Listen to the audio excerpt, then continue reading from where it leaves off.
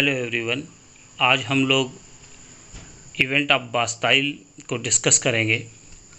तो चलिए देखते हैं क्या है इवेंट ऑफ बास्टाइल हिस्ट्री में। On July 11, 1789 the king dismissed Necker, the famous finance minister. A large number of Swiss and German soldiers were stationed in France in order to suppress protest of masses. Consequently, riots broke out in Paris, which resulted in the explosions of the revolution.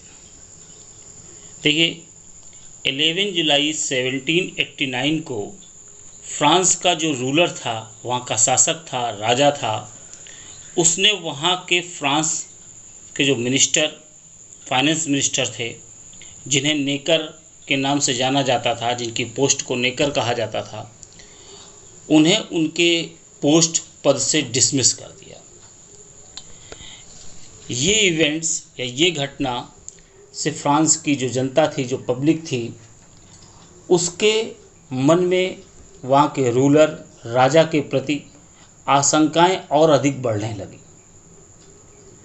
उसी आशंकाओं को इतना प्रबल कर दिया finance minister नेकर के dismiss किए जाने के बाद कि वहाँ की जो पब्लिक थी, उसके रिज़ल्ट ये हुए कि वहाँ की पब्लिक ने, पेरिस की जो जनता थी, वो एग्रेसिव हो गई इस बात को लेकर के, और उसने वहाँ तोड़फोड़ करना शुरू कर दिया। फ्रांस में एक प्लेस है बास्टाइल। माने बास्टाइल क्या है?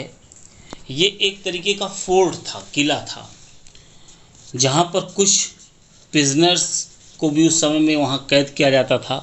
जो लोग किसी प्रकार का कोई अपराध करते थे फ्रांस में, उनको वहाँ जेल में भी रखा जाता था। तो एक तरीके से माने कि वो एक जेल भी थी और एक फोर्ट, किला भी था, जहाँ पर कैदी रहते थे।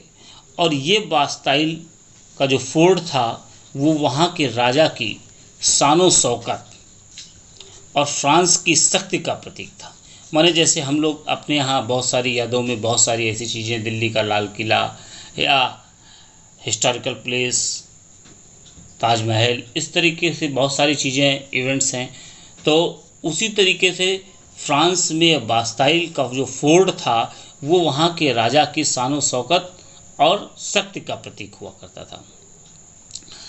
वहाँ की जो पब्लिक थी वो और एग्रेसिव हो गई थी। उसने उस बास्टाइल के फोर्ट को तोड़फोड़ मचा दी, वहाँ का दरवाज़ा वगैरह तोड़ डाला और वहाँ बंद कैदियों को, जो प्रिजनर थे, उनको आज़ाद करा लिया और उनसे कहा कि आपकी आज़ादी के बदले सिर्फ आप हमारे साथ इस रेवोल्यूशन में पार्टिसिपेट करें, भाग लें हमारी तरफ से।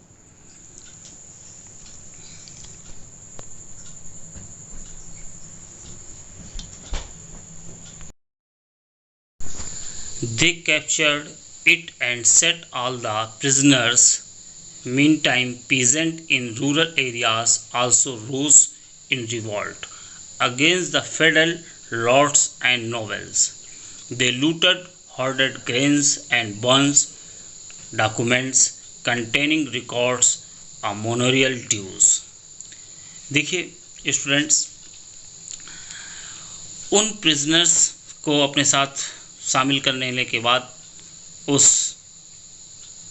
बास्टाइल इवेंट्स में, फिर वहाँ की जो एग्रेसिव पब्लिक थी, उसने वहाँ के जो अन्न के भंडार थे, जहाँ पर फूड ग्रेन्स को स्टोर किया जाता था, उन सबको लूट लिया।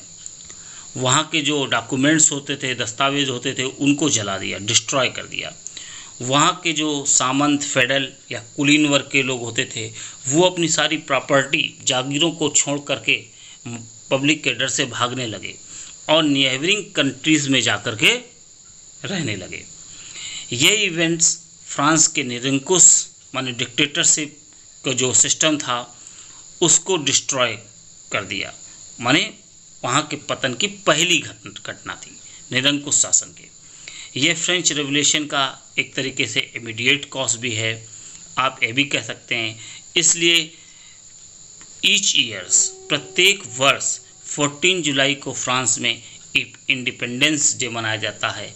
यहीं से फ्रांस की आज़ादी की कहानी शुरू हुई। ये है event of Bastille. Okay, thank you.